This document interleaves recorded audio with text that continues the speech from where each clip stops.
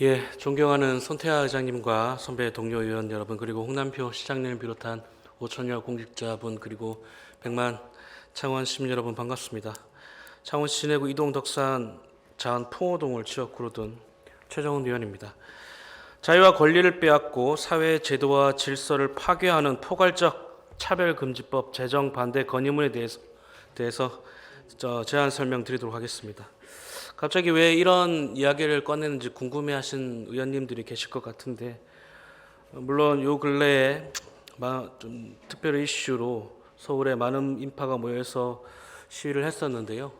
그보다 조금 한 달 앞서 10월 27일 날 전국에서 또 여의도와 국회 용산으로 모여서 한 105만 명 정도가 모여서 연합 집회를 했던 적이 있습니다. 그게 바로 이 포괄적 차별금지법 제정 반대를 위한 집회, 종교 행사였는데요.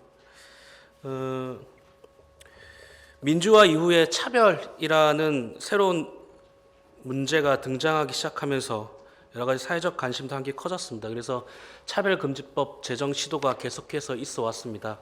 전 여기서 분명하게 말씀드리는 것은 차별금지법과 포괄적 차별금지법은 엄연히 다른 법이다라는 사실을 말씀드리겠습니다.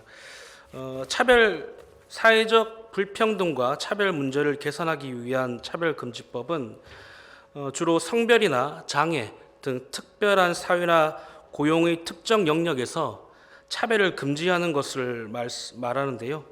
장애인 차별금지법, 남녀 고용평등법 이런 것들을 뜻합니다. 다만 포괄적 차별금지법은 여기에 정치와 경제, 사회, 문화, 교육 모든 영역에서 성적 지향 그리고 성적 정체성을 포함한 모든 종류의 차별과 모든 종류의 어떤 차별 영역을 전반적으로 다루고 있습니다. 제가 한 8번 정도 입법 발의 시도가 있었는데요. 원래 이런 민감한 입법은 국회나 행정부가 혼란한 시기에 자주 재발의가 됩니다. 그래서 다른 것에 관심이 매몰되어 있을 때 기습 상정되고는 하는데요. 제가 그것을 미리 사전에 경각심을 조금 건드리고자 발언을 하는 것입니다. 가장 최근에 2020년 6월에 발의된 안건도 포괄적 차별금지법에 해당합니다. 이 법안은 사실 현행 법체계에 위반된다는 비판을 많이 받고 있습니다. 특별히 이 포괄적 차별금지법의 가장 큰 문제는 평등 이념의 과도한 적용, 그리고 자유권이 침해되거나 역차별의 결과가 초래된다는 점입니다. 예를 들면 헌법 17조 모든 국민은 사생활의 비밀과 자유를 침해받지 아니한다라고 되어 있지만 차별금지법안에 따르면 스스로를 여성으로 인식하는 남성에게는 여성 전용 시설인 여성 화장실과 여성 탈의실을 이용하지 못하게 막는다면 차별금지법 위반이 됩니다. 이것은 반대로 여성들의 사생활의 자유가 보호받지 못하는 역차별이 발생하는 것이죠. 또 헌법 제11조 1항 모든 국민은 법 앞에 평등하다. 누구든지 성별, 종교 또는 사회적 신분에 의하여 정치적, 경제적, 사회적, 문화적 생활의 모든 영역에 있어서 차별을 받지 아니한다 라고 규정되어 있지만 차별금지법안에 따르면 스스로를 여성으로 인식하는 남성은 여성 스포츠 경기에 출전할 수 있습니다. 이번에 올림픽도 그런 일이 있었죠. 그래서 여성 선수가 1라운드에 기권하기도 했고요. 비슷한 사례로 특수부대 출신의 남성이 여성으로 선언하면서 여성 격투기 대회에 나가가지고 1라운드에 여성 선수가 두개골이 골절되는 사고도 있었습니다. 막지 못하는 거예요. 이것이 성소수자나 다른 권리를 여성의 권리보다 우선하는 것으로 여성에 대한 역차별을 야기하기 때문에 헌법의 평등권을 침해한다고 볼 수 있습니다. 이같이 포괄적 차별금지법 제정은 마치 판도라의 상자를 여는 것과 같습니다. 자유와 권리를 빼앗고 제도와 질서를 파괴하는 차별금지법의 영향이 어디까지 미치는지 그것은 어느 누구도 장담할 수 없습니다. 포괄적 차별금지법을 제정을 찬성하는 부류는 이 문제가 굉장히 지엽적인 문제라고 이야기합니다. 이것이 가져오는 장점에 비교해 볼 때 이 문제는 굉장히 별것 아닌 문제다라고 실제로 이야기합니다. 찾아보시면 그런 인터뷰도 많이 나와 있고요. 또한 그런 문제가 이미 많이 발생되었기 때문에 그런 문제는 아마도 일어나지 않을 것이다 라고 어떤 인간의 선의에 기초한 발언을 하기도 하는데요. 그것이 일어나지 않을 것이다라고 어느 누구도 장담할 수 없습니다. 시간이 좀 있는 관계로 제가 시간을 조금만 더 쓰겠습니다. 이걸 좀 이해를 하기 위해서 제가 이 실제로 포괄적 차별금지법이 제정된 나라가 어떤 문제가 있는지 말씀을 드릴게요. 미국 텍사스 댈러스 시에는 7살 아들의 성전환을 반대하는 아빠가 양육권이 박탈당했습니다. 또 14살 딸이 부모 동의 없이 남성 호르몬 주사를 맞도록 했던 그 학교를 대상으로 소송을 제기했는데 아버지가 기각당하고 또한 양육권을 박탈당했습니다. 유럽에는요, 성별이 아주 여러 개라고 가르칩니다. 그리고 부모라는 단어를 쓰지 못하고요, 부모 1, 부모 2 이렇게 씁니다. 종교 단체에서 종교적 신념으로 그것을 옳지 못하다라고 목사, 신도가 말하면요, 차별금지법 위반으로 처벌받습니다. 또 재미있는 게 차별금지법을 개정하려고 하면 그것이 또한 포괄적 차별금지법을 위협하는 거기 때문에 또 처벌받습니다.